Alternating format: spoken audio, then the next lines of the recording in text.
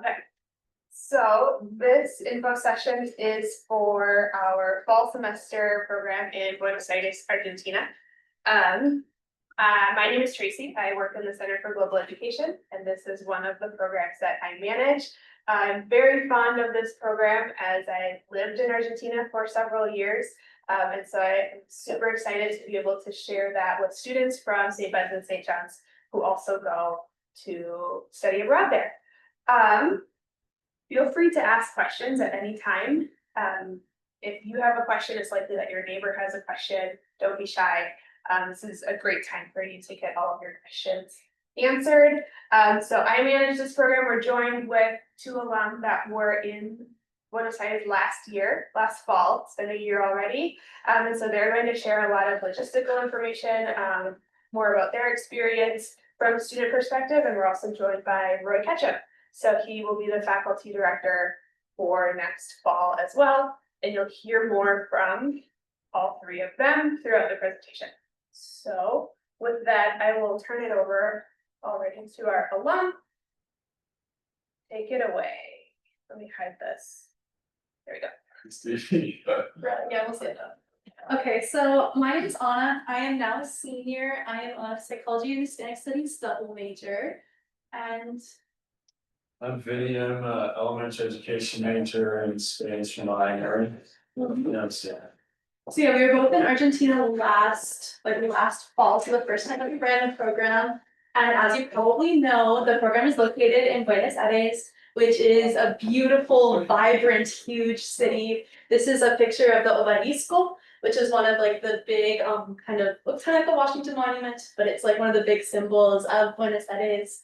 And that picture on the far right is of like where Buenos Aires is in the country. So yeah, Argentina is huge. So many like different landscapes, it goes from tropics all the way down to like tundra. And yeah, absolutely incredible. So I took this one, so I'll let you do the next slide, Vinny. But and the program, something just to know that's a little bit different about this program versus the other ones that start in the fall is it does start at the end of July. And the reason why it does that is because the academic season in Argentina, their first week of classes starts the beginning of August, which aligns kind of with the end of their would that be their winter break? We go all the way to like their summer break. It's in the southern hemisphere, so you'll go from cold weather to warm weather. So it'll just get nicer and nicer as we go through the semester. And then this slide is just a little bit about like what's in Argentina and everything that they have.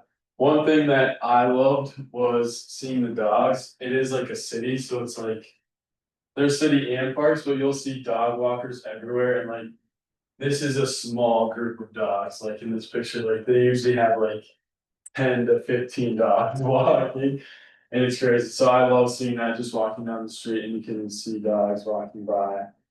Argentina is very famous for having absolutely amazing football, soccer teams. So that's where Messi is from. Also, like being able to like see tango dancers and like try all sorts of the different traditional foods and just really be immersed in the culture. Some of the other programs, I feel like you can't get quite as deep as you get as in the Argentina program. So, and it's a great way to practice your Spanish, as you guys all know. Yeah, like you'll be walking down the street and you'll see like tango dancers on the street just dancing. But yes, as I kind of alluded to earlier, Argentina is an absolutely beautiful country. And we have places all the way from like in the north where there's these beautiful Iguazu Falls, which both of us went to over our trips. This borders like Brazil too, so like that'll be up in that area. And that's like tropical, so super warm. And then all the way down as you go down the country, you get down to Ushuaia, which is the world's most southernmost city. And that is like very cold. I didn't get down there, but it sounds absolutely amazing and literally everything in between. So no matter what kind of adventures you're into, Argentina has something to offer.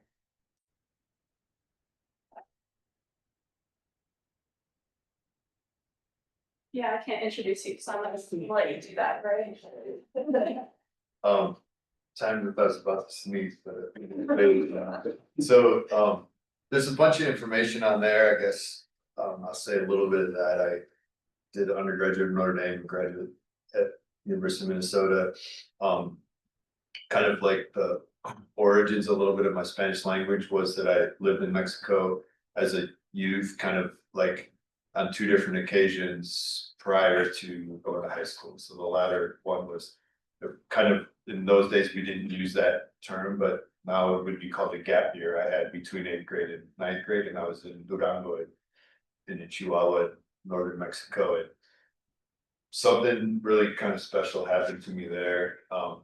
And I think that's part of what draws me to working with students in international education is just how I'm aware that those really formative experiences, that and some others that were kind of like off what would be the ordinary pathway, they're the things that kind of most impacted me. And I really enjoy being able to be part of a journey with students that's going to be different, but it's also in a lot of ways sometimes off what would be maybe the ordinary trajectory of what life might look like. Yeah, so yeah, I did my PhD research was related to Argentina, but I haven't been back for it's been approaching 10 years since the last time I was there. So I'm really excited to be able to be back. And also then it will be really the first time where I will I've done a lot of teaching and learning around things related to Argentina, but always kind of in the on-campus setting. And I've done a lot of working with students in study abroad settings, like some of the ones that are highlighted up there, particularly Guatemala and Chiapas and Southeast Mexico. But this will be the first time that that kind of interest in way that I interact with students and study abroad and my work in Argentina, this will be the first time that those come together, which is kind of, I don't know, it's pretty awesome actually for me to be able to be having this experience. Forgot, I think there's another slide that has my stuff on there. Of course, yeah. Oh, yeah. So maybe I won't say a lot about the course itself, except for the way that I've shaped it is to fulfill the CS, culture and social difference systems learning goals, and really centered around this idea of like dualities, the us them, like you can think about the political realm, you can think about gender, you can think about race and ethnicity. There's a lot of ways where the world is, our way of thinking about the world is kind of divided in these polarizing opposites. And those, for the most part, are kind of mental constructions. Like they're social things that are imposed on our lives. And part of what the kind of the intellectual content of the seminar is about is trying to develop the skills to say like, well, what actually are the things that are separating us, and actually are there ways in which there's more complexity in. And so it's really a lot trying to get at like holding complexity in a way. Yeah. So that'll be a required course that all students from St. Vincent and St. John's take, the 4-credit course on this program. Roy, if you had to choose what you're most looking forward to going back to Argentina, what would you say? Putting you on the spot. I think that I've been I did a lot of semester programs prior to COVID. I haven't done another semester program since then. And I actually kind of almost thought I was kind of gonna go in a different direction and not be as much involved in study abroad programming anymore. Then something shifted and I'm like, no, actually, it's a really important part of what I've been able to do. And I really enjoy working with students in that capacity. And what's your question again? I was warming up to the What question. you're most looking forward to? Yeah. Part of that got me on this pathway where I'm actually really being super intentional about how I approach study abroad programming, and not just doing it, but also like thinking about it, and I will be writing about it. So it's really exciting to me to be able to be with students like in Argentina, this place that has been really important to me. And also then like coming back to the space of like semester study abroad program. That's a long answer, but I think that's it. Yeah, sure. Do you all have any questions for Roy at this point? Otherwise, we'll turn it back to our alum. All right, Take it away. Okay, so these are where you would be taking your classes, so this is the IES Abroad Center, which is where you'll be going with other US students, so other students. Either from CSBSJU or other colleges around the United States, so you'll be taking classes with them there. And then you have to, or you get to take classes at a university down in Argentina. It's called UCA. And that's where it will be, it's in Puerto Madero, it's a really nice area, there's pictures later on of that. But then that will be with classes with Argentinian students, or like we had a class with like French students and a guy from Germany. So that will be more like international classes or with other international classmates, and then the IS Abroad Centers with US students. Oh, Did I go? I think you skipped. Did you skip one? No, there we go.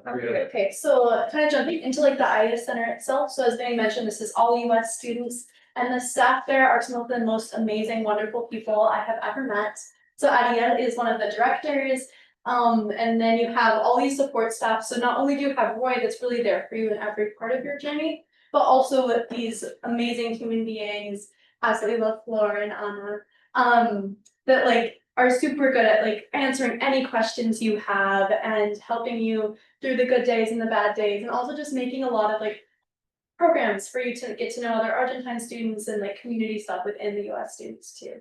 So absolutely amazing, cannot speak higher of them. No, yeah, these are the best people ever.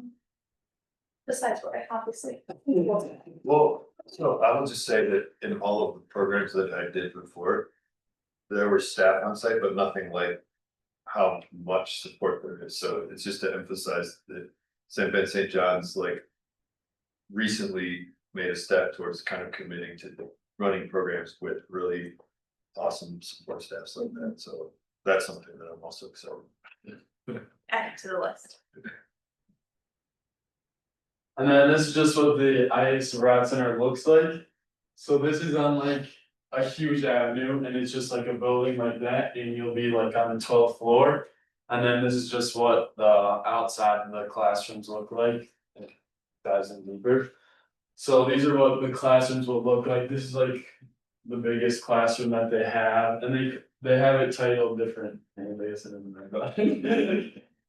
This is a little library. This is nice for just like studying or stuff like that. And then, yeah, that's just a look at what the classrooms look like and where you'll be taking classes if you go there at the IES Center.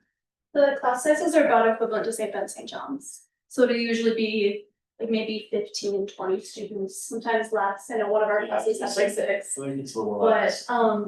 yeah, so pretty equivalent, if not a little bit smaller. The professors are amazing. This is Mercedes. You should be jealous because she made us chocolate chip cookies the last day, so they're wonderful. But Are the classes primarily in English or Spanish? yeah, I'll answer that question when we get to the slide about it. Okay. So you're on top of it. We'll get to that super soon. Anything else? Curious? They're in both. It's a short answer, but I'll have more details soon. We should be getting to that one soon, actually. These are just more spaces. This is where like they'll have like new picture sheets out, so you can do like drawings and stuff, but this is where you can hang out a lot of the time with the other US students. And they have fridges. A lot of times we make like different desserts here with like the IES staff. And I don't know, it's just like great memories like that will happen in that These are area. the community spaces, and we'd all like get lunch between classes and just get to know each other. So Again, this is a cool spot because mate is like a special thing in Argentina that like everyone drinks. If you go there, you'll for sure try it. And that's just like a nice spot where you can go to get coffee or mate or tea. And it's just like a nice area where you can go and I guess to, I don't know, get something good to drink. There's some more spaces. And then one of my favorite parts about it, so as Vinny mentioned, we're on the 12th floor.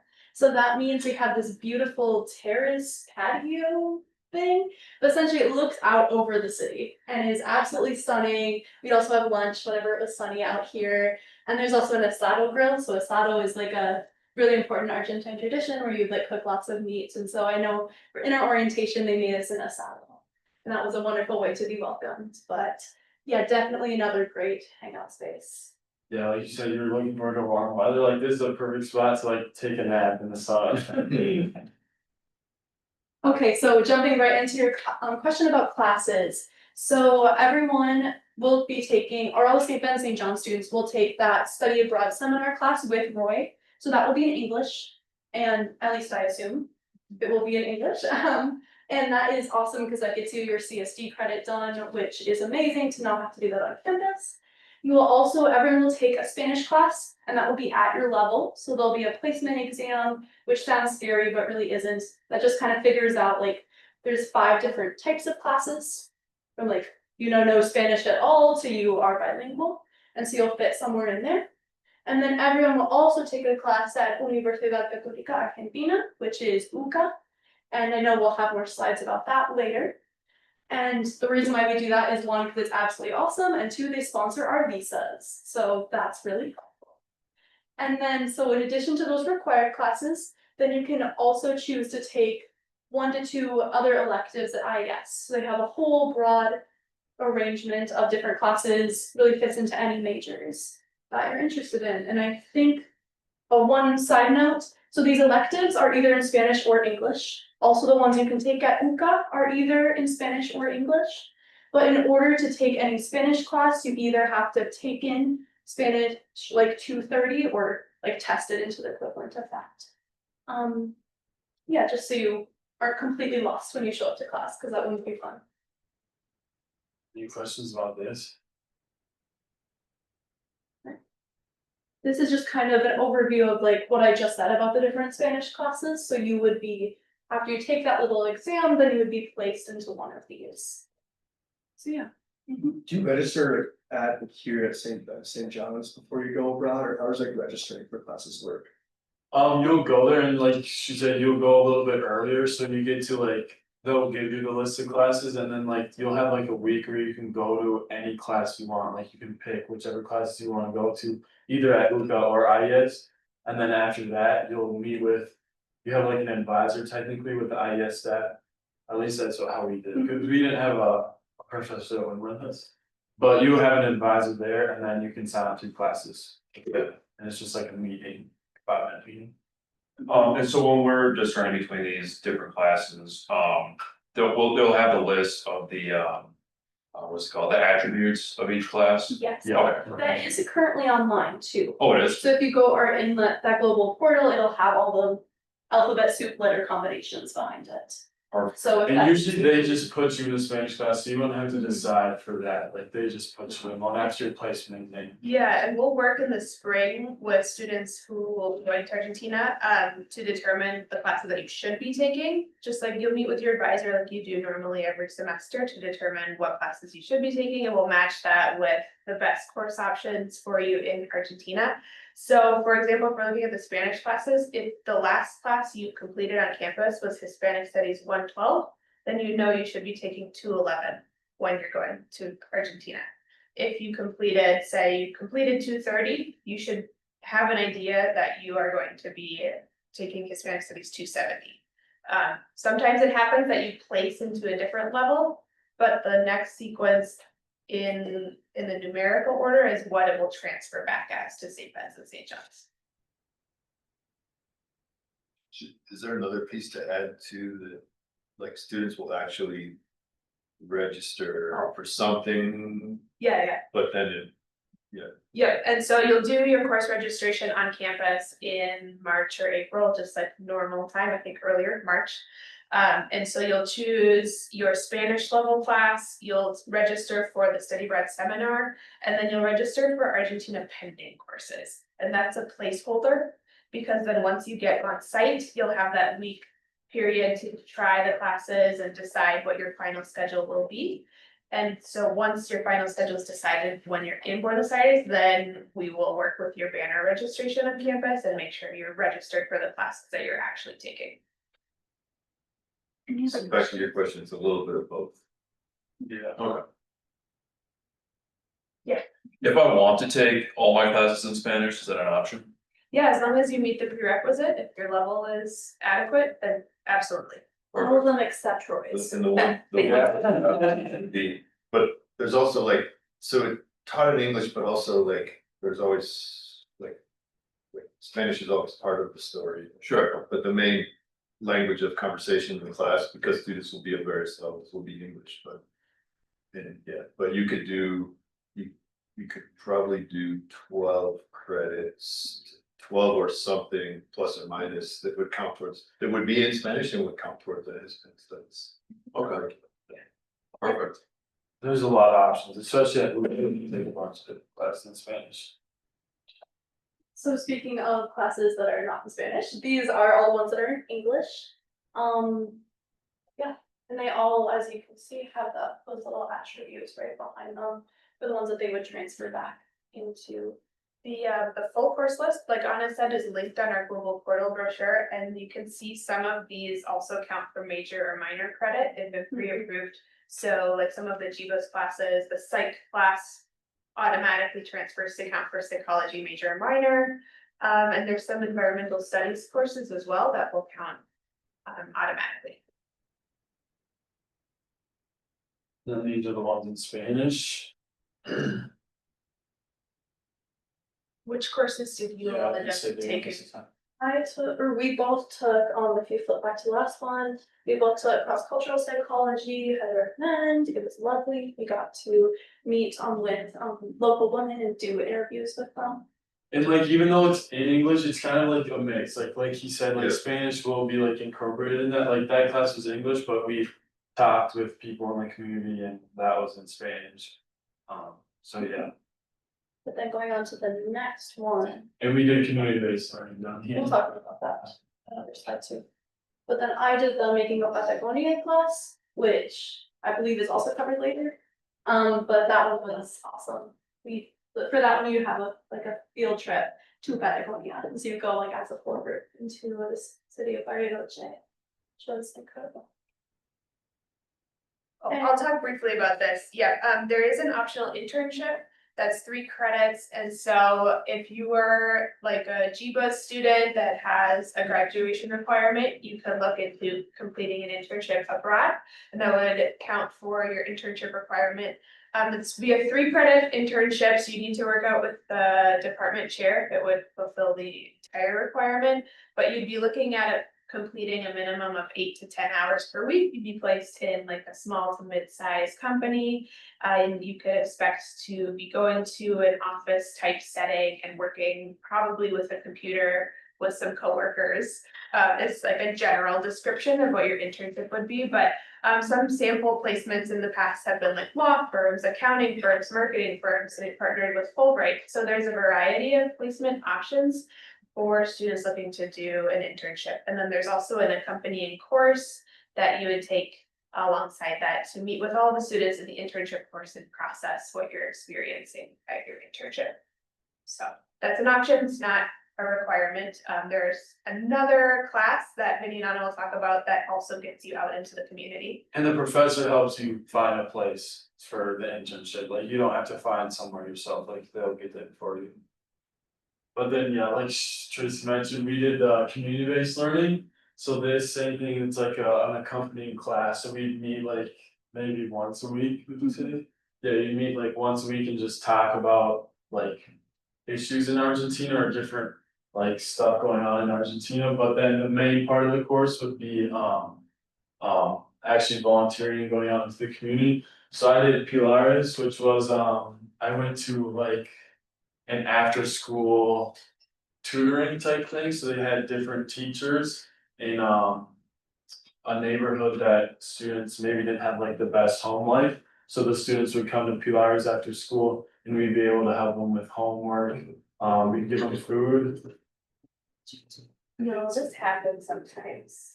Sure, keep talking. We'll figure it out.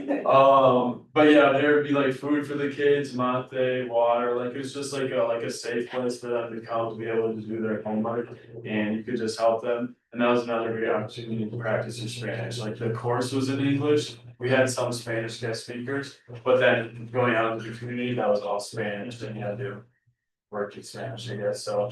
That was a great opportunity because, especially for me, because there wasn't like education courses, so this is a great chance for me to like get connected with the community and then stay with that, yeah. Yeah, and I did two actually. So I did Puentes, which is teaching English to first gen college students. Absolutely loved that because I've tried to learn Spanish for a long time, so to be able to kind of give that back to students that are learning English. Absolutely love that experience. And then I also did Tierra Salud, which we would go to a community garden once a week and work beside local adults. Definitely great language immersion because no one spoke English there, except the other volunteers. But that was really refreshing to just get out into the country or into a different part of the city and work in a garden, get my hands dirty.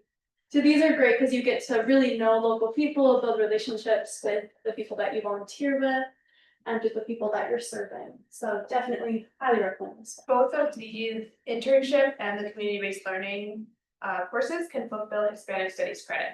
So if you're completing your on-site portion in Spanish especially, it'll count for Hispanic Studies major or minor.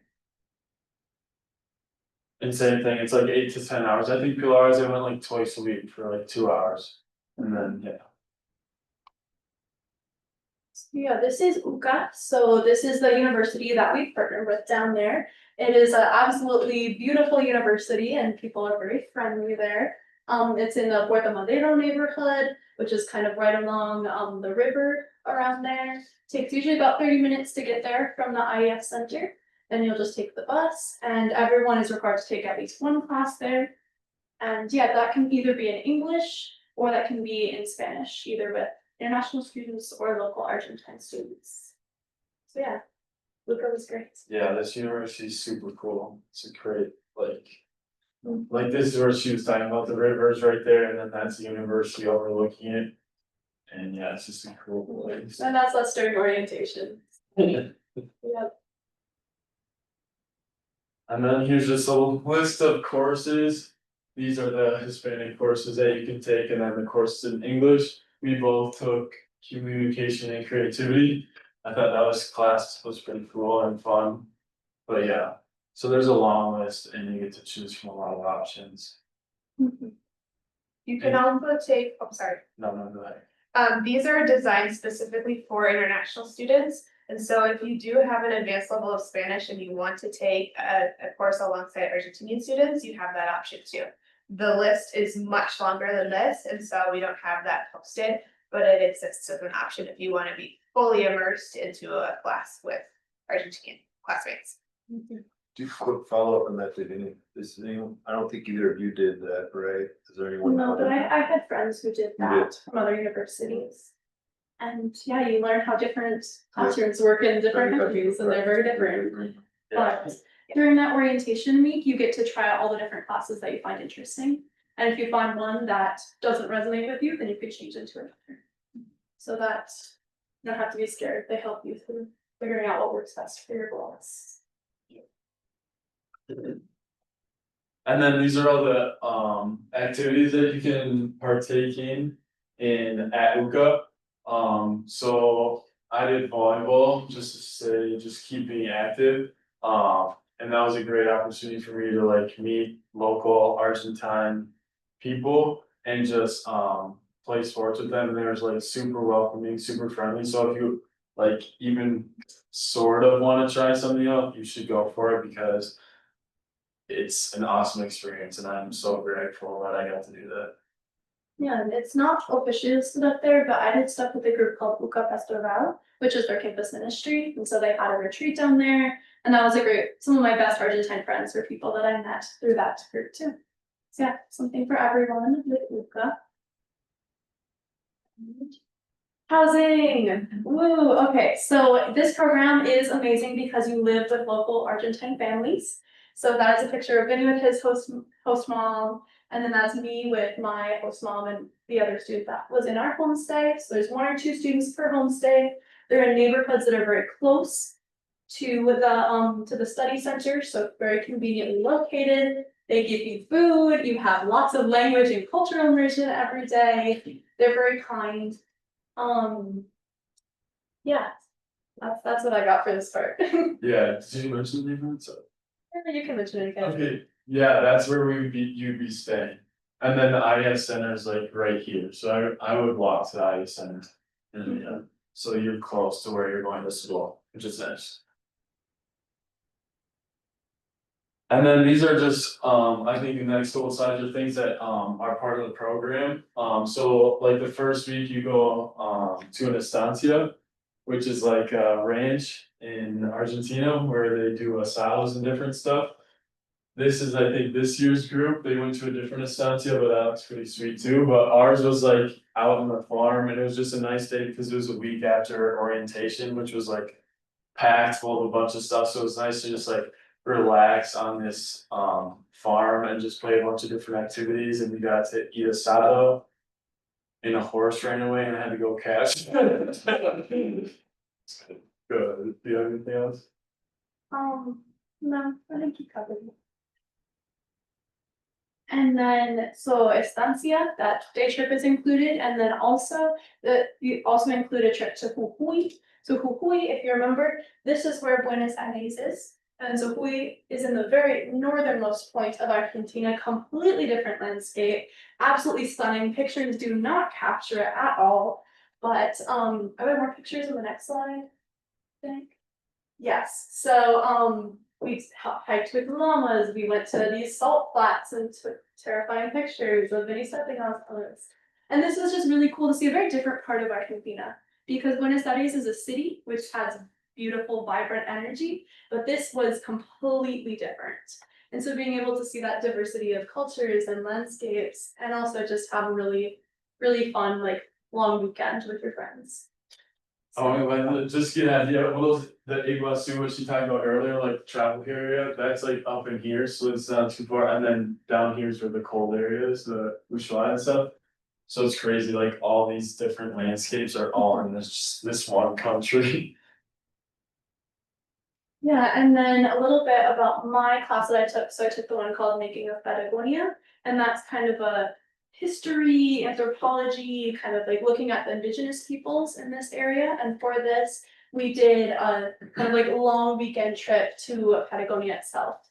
So if you are interested in that and all, it was absolutely awesome because we went to this absolutely beautiful place, but we also understood where we were going, because we've been learning about it for like 3 months before, and we really got to meet with people that lived there and could tell us like really what was going on and what their lives were like. So yeah, that was incredible. And this would be an extra cost. And then here's another list of the activities that you can do or that IES hosts for you. So again, on that we went to the Cologne Theater with our Spanish class, actually. Your Spanish professors will take you to Cologne Theater and you get a tour with and walking around that. And that's just a big old like theater. It's really cool. It's like, if you've never been in one, it's very awesome. I've never been in one. And then they have a cooking class where you get to cook like local Argentinian food, which is super fun. That's during our orientation week. And then a percussion and tango show. Did you go to that? Well, the percussion show was one of the Oh, yeah, all of it. So there's a percussion show and then a tango show. Both are amazing, but I'd really love to highlight the language partners program. So this is something that's optional, but I thought it was incredibly valuable, where you could get placed with like get matched with 1 or 2 local Argentine students who want to practice their English, you want to practice your Spanish. And so you just meet up like once a week and just explore a new part of the city together. And those are my friends that I still talk with. So absolutely love that program. And as you mentioned before, there's also all the extracurricular activities at UCA too. The nice thing about language partners too is sometimes we'll like meet as a group, like it might not always be one-on-one, like IES will host something, like I remember we painted on the terrace. It's just like different activities, yeah, that you can do with the language partners, and again, just immersing with the community, like. You are in the community so often, like you don't feel like an outsider when you go there. And then volunteer opportunities, the first one is Techo, which is you get to go with this nonprofit in Argentina and you build a house for people who don't live in the best situation. And I just think it's a great experience. It's a great like bonding moment, I guess, for like your IES group, like this was part of them, and then that was Anna's group, this was my group. And I think it was just a great time, because we went overnight, we stayed in like an old school, we slept like on the ground, and then we worked all day. And it was just a great experience to like put in perspective, like gratitude and all that stuff, and I just think it was a great experience. This was towards the beginning of our trip down there, so like I said, like it got us super close with the people that we went down there with. Yeah, just giving back to the community that is hosting us is fills your heart. There's also Morelos Sanitario, which is where you can help families who don't have adequate like hygiene facilities, installing a bathroom for them, which literally changes their life in one weekend. So And another thing, you get to like meet the families that you're building the house with, and like you build that connection with them too, which is amazing. yeah, highlights, it's really hard, and you guys will know this after you study abroad, to like put what you loved about 4 months of your life into like bullet points. But I think I loved the people that I was with. This is with Anna. So she was, Anna, you wouldn't be the only Anna that's there. She was one of the staff members that was there. And just like the conversations we had, the adventures we went on together. I loved being able to practice my Spanish. That's something that's really important to me. And I also just love that every day was different. Like I'd wake up in the morning and maybe today we were going hiking in Patagonia, or this evening we were going to go volunteer, or we're gonna go to a tango show, and just having that adventures that I never really thought I would have. And also like not many people go to Argentina, so all my stories are very unique, and I loved just building memories with the people there. I think people might like steer away from Argentina because they think, oh, it's just one country, like I wanna go to Europe and see a bunch of different countries. But if you go to Argentina, you get so much from Argentina, like you get the beaches if you wanna take a boat ride to Uruguay, then you get the tropical area and Iguazu, and then like we said, Jujuy with the mountains, and then down south with the mountains as well, and then also snow and glaciers. So I think that's a good reason why you should go, and then like she said too, Anna said, you get so many chances to practice your Spanish, like if that's like an important thing for you, like definitely choose this program, because you get so many options, and IES gives you so many chances for you to practice your Spanish. And the IES staff would be the last one, they're just so awesome, and I think like you build a community in that space, and it's something that I don't know if I'll ever like feel that sense again, so yeah, it was really cool. Kind of just jumping quick back with that, some of the, rather than getting kind of like a surface, just kind of seeing a little few things here and there that you might get if you're able to travel for a week to a place. When you study abroad in a place like Argentina, you get to go deep. And you make those relationships, and you really fall in love with the place that you're at in a very special way. So yeah, that's my pitch. Do we have more? No. We have some testimony from current students. So yeah, Tess is there now. She is one of my best friends. Absolutely love her. And yeah, that's her pitch. Getting to know the locals, community. And oh, something that she mentions in this is the custom to greet everyone and say goodbye to everyone. Argentines are very welcoming people. And we really felt that, like we'd always, I never felt like an outsider. I felt like someone who was living there and was welcomed. And it's great for when you come back, cause you get a whole new perspective, like cherishing the people you have around you more, like. They're so intentional, like if you walk in a room, like they will greet every single person in that room, even if you've met them once or you're just meeting them that night, like they will greet you and say goodbye to you, and I think that's like. Just to show to their character, like how intentional they are with like their friendships, or not even friendships. And then Ava's also down there, and she has studied abroad multiple times, but yeah, just the different places, Bariloches and Patagonia, all the different places that you can see, and also just being reminded of home. So yeah, they're enjoying it there. She mentioned Cordoba, we didn't talk really much about Cordoba, that's just like an area in the middle of Argentina, kind of close to Buenos Aires, and yeah, it is like a rural Minnesota. So it's nice. And then this is from the current faculty director, so Corey Gross is in the environmental studies department. And this is what she has to share about Argentina. So it's a great place to study. She also highlights the geographical diversity and the people, the food. So much to learn and discover. Yeah. I'll take it from here, I think.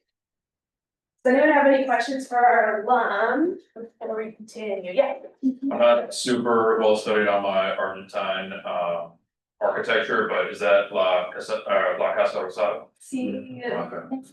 so Casa Rosada is the presidential palace, which is you'll go during orientation, but also like whenever you go to UCA, you'll take the bus right past it. So it's like essentially going past the White House every time you go to class.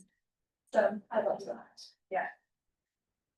I have some logistical information about the costs and the application to close our session today. So this snapshot of costs is the cost that we have for this current fall. So for next fall, we do anticipate a slight increase, just like your tuition increases every year. Between 3% and 5% is what we estimate. The cost of the program, the education abroad program fee will also increase slightly. So what will happen is everything in section A is billed to your student account. So you'll be charged your tuition and required fees, just like you are in a normal semester, plus an education abroad program fee. So for semester programs, I like to describe this as sort of taking the place of your room and board. You don't pay for housing on campus and you don't pay for a meal plan on campus, but you do pay for this education abroad program fee. And that covers your housing, your activities, your excursions, your meals that your host family provides. And so that covers a lot. This year it's $8,125. So it'll be slightly more than that for fall 2026. But it is billed to your student account. So that means that your financial aid applies to that amount. So whatever financial aid you receive, whether that's state, federal funding, institutional scholarships, grants, and loans, all of that can be applied to this number. So I don't have specific information for each individual student, but if you want to consult with the financial aid office, that's a good resource for you to figure out how your exact financial aid package applies to the study abroad experience. So in addition to that, we like to point out that there are several scholarships available and lots of scholarships that are specific to study abroad. So we have a full list on our My CSBSJU page that you can peruse and see sort of what you qualify for and can apply for. But one that everybody will be invited to apply for is our CSB and SJU Global Scholarship. So you'll submit your application by February and hear of your acceptance status. And right after that is when we'll share the application for this scholarship with you all. The typical award for that scholarship is anywhere between $500 to $1,500 per student. So it really depends on need and the number of applicants that we have. But that will be something to keep on your radar in March of next year.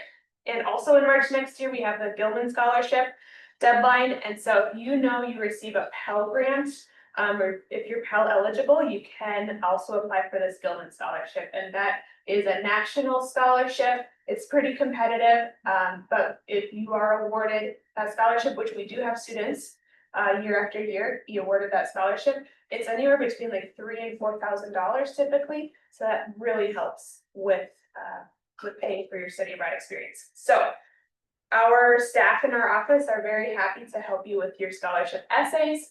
So if you're Pell eligible, highly recommend applying for the Gilman Scholarship. And others, there's the Fund for Education Abroad that will become available in January. So that's another one that also has a pretty significant award amount as well. So in addition to the costs that are billed to your student account, there will be some estimated out-of-pocket expenses, and those are listed here. So the $300 application fee is due at the time that you submit your application, and the application deadline is February 3rd at noon. So we don't mean this for it to be a hindrance to your application, and we can set up a payment plan if you need that. So we can divide that out into monthly payments of $100 or bi-weekly payments of $50 if you need. You just need to set up an appointment with CGE staff and we can set up that payment plan for you. The next big expense that you'll have is your airfare, and you'll need to book your flight around the end of May at the latest. We estimate a round trip should be about $1,800. It is a pretty long flight, it's far away. So that's something that you'll have to budget for because you'll need to book a flight and pay for that as well. If you don't have a passport, you'll need to get one, and the fee for that is $165. Or if your passport is about to expire, you'll need to renew it before you go abroad. So that is an additional expense to keep in mind, and then some on-site spending that you'll have once you're in the country. So you might have some fees for your courses or materials that you need to buy. We estimate books and supplies around $150. You probably spend a lot less than that on your actual books and supplies, but you might have some course fees, like if you take the Patagonia course, that has a higher course fee. Yeah, so that will be billed to you later. Any meals that you're buying that are outside of your host family will be your responsibility to pay for. So we estimate about $1,000 on meals, but that's really up to each individual student of how often you're going out to eat and where you're going. There's a wide variety of options and quite affordable options for meals in Buenos Aires. So really depends on where you go. All students are required to have a cell phone, so you need to budget for your cell phone plan and how you maintain that for the semester. And then any additional spending, including laundry, toiletries, anything like that. We estimate about $1,000. Again, really based on personal preference, and then independent travel. You will have a week of spring break, even though it's Minnesota's fall. And so you have the opportunity to do some independent travel. And so depending on where you go, that'll determine the cost of independent travel there. Any questions on costs? Yeah. Where would I be able to find this, this list? Yep, this is also linked on our global portal brochure. So there is a finances tab within the Argentina brochure. And you'll have to click on the finances tab, and then there's also another link to this sheet that you can access. Thank you. Okay, so these are the things we're looking for with your application. We are looking for a minimum GPA of 2.5. If you're right on the border, we still suggest submitting your application. We can do some conditional acceptances from time to time. So if you're in doubt, submit your application anyway, is my recommendation. We're looking for some application essays and a resume. And we do have some resources within the Experience Hub. We have career mentors and study abroad mentors that are students who are able to meet with you one-on-one to help you review your essay answers, or also go through a resume appointment. And so Anna is one of the students who works in our office that's available to do that. We have a bunch of others as well. So you can schedule an appointment with our study abroad mentors through the Hive or with our career mentors on Handshake. But we're looking for some thought, some effort that you put into your essays, not just answering why do you want to study abroad, but because I heard it's cool. We're looking for a little bit more substance. So put some time and thought into your application essays. And your resume, you'll need 2 references, one from a faculty member that knows you within a classroom setting, and then one from, sorry about that, one from a non-faculty reference. So somebody who knows you outside of the classroom, who might be like a supervisor for a student club or organization or for a job, somebody who knows you in a non-academic setting. Important to note, if you're currently on disciplinary probation, we cannot accept you on the program. That also goes for academic probation. If probation is part of your history and you've completed your sanction and it's over and done, then we can have a conversation. But if you're currently on probation, you're not eligible to participate. Once you submit all of your application materials, you will be scheduled with an interview with our faculty director. And so that will happen sometime in February, and that's a 15 to 20 minute typically interview with the faculty director, and we will notify you of your acceptance status after that. So we're looking for your preparation, your enthusiasm throughout the application process, and we're also here to support you. So it's a lot that we ask of you, but we also have resources here to help you submit a good quality application. So here's some next steps for you to keep in mind. It's November right now. The application is due by February. I highly recommend starting it now and not waiting until February to start that. It's also a good time to start thinking about your finances and making a plan for how you're going to finance and budget for your study abroad experience. So it's never too early to start looking at scholarship applications or making a plan for how you're going to save each week so that money can go towards your study abroad experience. If you haven't been in the global portal yet, I suggest getting in the global portal. That's where we have all of our information about each program, and the application is also there. So you can see everything and start your application within the global portal. As I mentioned, you can meet with a study abroad mentor. Those are our students within the Experience Hub. They can help you explore your options, learn about the application process, or help you polish your answers for your application essays, things like that. We'll also have practice interviews with career mentors. Look for those in late January or early February. Again, the deadline to apply is Tuesday, February 3rd at noon. They'll have an interview with the faculty director after that, and then the date that we notify you of your acceptance status is Tuesday, February 17th. You'll know by 11 a.m. of your acceptance status. So with that, we are running this promo right now. If you start your application before November 30th, we will automatically enter you into a drawing to win a waived application fee. So that's a $300 value. So start your application. You do not need to submit it by November 30th, but if you start now, we'll enter you into this drawing, and that's a pretty cool prize if you ask me.